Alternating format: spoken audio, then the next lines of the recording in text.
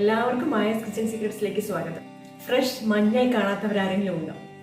ഇതാണ് മഞ്ഞൾ. കണ്ട ഒരു മഞ്ഞ കളറുണ്ട്. അങ്ങനെയാണ് ഇത് മഞ്ഞളാണെന്ന് നമുക്ക് മനസ്സിലാക്കാൻ പറ്റുന്നത്. അല്ലെങ്കിൽ ഇഞ്ചിയാണെന്നേ തോന്നുള്ളൂ. 3 ഗ്രോ ബാഗിലായി നട്ട മഞ്ഞളാണിത്.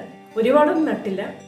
ഇത് തന്നെ കുറച്ച് കാണും. മഞ്ഞൾ പൊടിയാക്കുമ്പോൾ കുറച്ച് കാണും. മണ്ണിൽ നിന്ന് കിട്ടുന്ന അതേമാതിരിയാണ് ഞാൻ ഈ കാണിച്ചിരിക്കുന്നത്. ഈ നാരൊക്കെ കളഞ്ഞ് വൃത്തിയാക്കി പിന്നെ കഴുകിയെടുക്കണം. മഞ്ഞൾ കൃഷി ചെയ്യുന്നവർക്ക് ഇതൊക്കെ അറിയാമായിരിക്കും. എന്നാലും എല്ലാവരും വീഡിയോ ഒന്ന് കണ്ടു നോക്കും. മഞ്ഞളൊക്കെ നിറയെ മായം കലർന്നാണ് നമ്മളെ പറയുന്നത്. ഫ്രഷ് മഞ്ഞൾ, അത് നമ്മുടെ വീട്ടിൽ നിന്ന് കിട്ടുന്നതാകുമ്പോൾ അതിൻ്റെ ഒരു പ്രത്യേകതയുണ്ട്. ഈ റെസിപ്പി നിങ്ങൾക്ക് ഇഷ്ടപ്പെട്ടുവെങ്കിൽ വീഡിയോസ് ലൈക്കും ഷെയറും ചെയ്യുക, സബ്സ്ക്രൈബ് ചെയ്യുക. മഞ്ഞൾ നാരൊക്കെ കളഞ്ഞൊന്ന് വൃത്തിയാക്കി എടുക്കാം.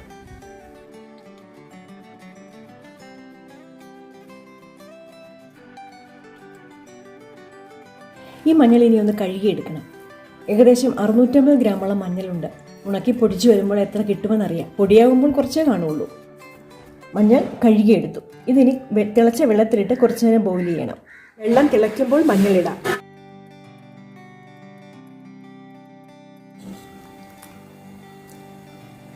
അഞ്ച് മിനിറ്റ് തിളക്കട്ടെ.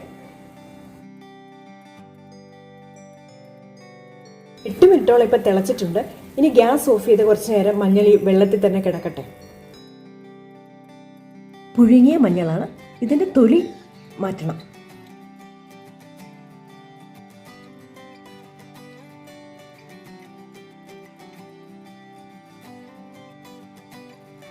തൊലി കളയുമ്പോഴേക്കും കൈ മഞ്ഞ കളറാകും. ഇത് ചെറുതായി നമുക്ക് നുറുക്കാം. നല്ല മൂർച്ചയുള്ളൊരു കത്തിയാണ് എടുത്തത്. ഇങ്ങനെ ചെറുതായി കട്ട് ചെയ്ത് ഉണക്കണം. മഞ്ഞളെല്ലാം നുറുക്കി കഴിഞ്ഞു. ആകെ ഇത്രയും മഞ്ഞളേ ഉള്ളൂ. പക്ഷെ പൊടിച്ചു വരുമ്പോൾ നമുക്ക് കുറേ ദിവസത്തേക്കുള്ള മഞ്ഞൾ പൊടി കിട്ടും. കറികളിൽ കുറച്ച് മാത്രം ചേർത്താൽ മതിയല്ലോ. വെയിലത്തിട്ട് ഒരു നല്ല തുണിയോ പായോ എന്തെങ്കിലും ഉണ്ടെങ്കിൽ അതിലിട്ട് ഉണക്കണം. 3-4 ദിവസം ഉണക്കേണ്ടി വരും. സ്ഥിരം മഞ്ഞൾ ഉണക്കുന്ന തുണിയാണ്. ഇതിൽ മഞ്ഞ കളറൊക്കെ പറ്റി പിടിച്ചിട്ടുണ്ട്. എല്ലാ പ്രാവശ്യവും ഇങ്ങനെ ചെയ്യുന്നതാണ്. ഇത് നമുക്ക് വെയിലത്ത് വയ്ക്കാം. 3 ദിവസം ഉണക്കിയ മഞ്ഞൾ നന്നായി ഹാർഡായിട്ടുണ്ട്. ശബ്ദം കേട്ടില്ലേ? ഇനി ഇത് പൊടിച്ചെടുക്കാം. ഫ്രഷായ മഞ്ഞൾപ്പൊടി എല്ലാ കറികൾക്കും അനിവാര്യമായ കാര്യമാണല്ലോ മഞ്ഞൾ. മായം കലരാത്ത മഞ്ഞൾ വീട്ടിൽ തന്നെ പൊടിച്ചെടുക്കുകയാണെങ്കിൽ നല്ലതാണ്. പച്ച മഞ്ഞൾ വാങ്ങിച്ച് ഇങ്ങനെ പൊടിച്ചെടുക്കുന്നതാണ് ഏറ്റവും നല്ലത്. പറ്റുമെങ്കിൽ അങ്ങനെ ചെയ്യുക. പച്ചമരുന്ന് കടയിലൊക്കെ ആയിരിക്കും മഞ്ഞൾ കിട്ടുന്നത്. അതുപോലെ കിട്ടുന്ന മഞ്ഞൾ ഉണക്കി പൊടിച്ചെടുക്കാം.